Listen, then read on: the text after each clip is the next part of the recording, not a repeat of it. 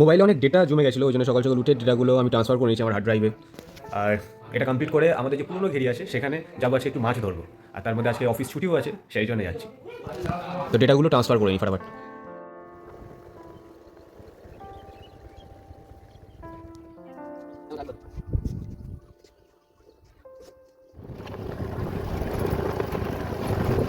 তো নদী পার হয়ে আমরা ঘেরিতে চলে এসেছি, বাবা তো সামনে এগিয়ে গেল, আমি এই হাঁটতে যাচ্ছি।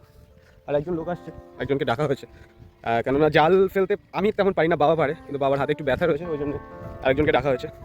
আমিও একবার ট্রাই করে দেখবো যদি আজকে জাল ফল ফেলতে পারি। দুদিকেই দেখো, এদিকে সবাই মোটামুটি ঘেরিরই চাষ করে, আর ওই যে বাবা দাঁড়িয়েছে ওই মাথাটা হচ্ছে আমাদের ঘেরি। ওখানে কি দেখাচ্ছি আমাদের ঘেরি হচ্ছে আমাদের পুরনো ঘেরি, জল শুকিয়ে গেছে এখন।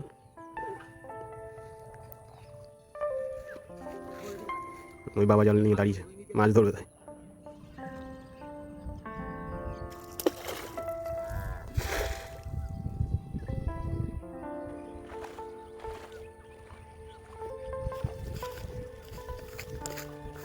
বাবা প্রথমবার যে জালটা ফেলেছে খুব একটা বেশি মাছ ওঠেনি, কেননা তলায় কুঞ্চি পড়ে গেছিলো, কুঞ্চি তোলা হয়নি বলে সমস্যা হয়ে গেছে। তারপরে ওই দুজন এসছে, ওরা জাল ফেলেছে। হ্যাঁ, ভেটকি সবচেয়ে ও ছোট। এই এই জায়গাটায় ফেলে দাও, এখানে একটা দাও, আর ওই জায়গাটা একটা দাও।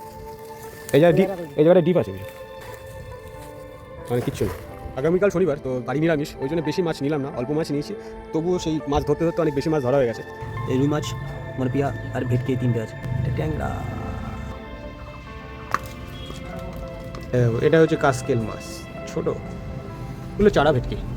ভেটকি অনেক আছে, তো কয়েকটা চারা ভেটকি নেওয়া হলো। এটা একটু বড়, এটা হচ্ছে বড় রুই। এই হচ্ছে তোমার মনোপ্রিয়া মাছ কাটা হয়েছে। এবার এগুলো লবণ হলুদ দিয়ে ভাজবো। এখন এসছে আমাদের নতুন ঘেরির এখানে। অ্যাকচুয়ালি কালকে আমাদের এই ঘেরিটা কাটানোর কথা ছিল, যেটা এটা বাকি ছিল, কিন্তু কালকে ভালোই বৃষ্টি হয়েছে, সেই জন্য আর জেসিবি লাগতে পারিনি। মানে জেসিবি এখনও রাখা রয়েছে। তো এই মাটিটা না কাটলে এখনও যেটা শুনতে পাচ্ছি যে কাল পরশু দুদিন বৃষ্টি হতে পারে। তো সেই যদি বৃষ্টি হয়ে যায় তাহলে আবার সমস্যা হয়ে যাবে। অ্যাটলিস্ট যদি এই ঘেরটা কাটা কমপ্লিট হয়ে যায় তাহলে এবছরে এই ঘেরিটা স্টার্ট করতে পারি।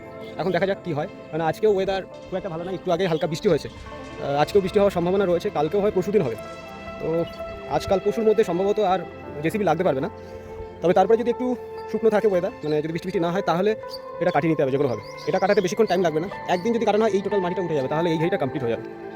আরও একটা জিনিস দেখতে এসেছিলাম, কাল রাতে যেহেতু বৃষ্টিটা হয়েছে, ভাবছিলাম যে জল জমে যায় কিনা। তা জল যা হয়েছে, এক বিঘা মতো জল হয়েছে, এতে অসুবিধা খুব একটা হবে।